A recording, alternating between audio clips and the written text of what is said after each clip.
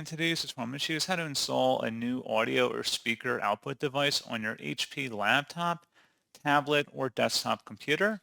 So this should hopefully be a pretty straightforward process here, guys. And without further ado, let's go ahead and jump straight into it. So all I have to do is open up the Start menu and type in Settings. Best result should come back with Settings here. Go ahead and open that up. On the left panel, select System, and then on the right side, select the sound entry in here. And where it says underneath output to pair a new device, select the add device option and then follow through with the on-screen steps of connecting that to your device. And that's pretty much it. So as always, thank you for watching this brief tutorial. I do hope that I was able to help you out and I do look forward to catching you all in the next tutorial. Goodbye.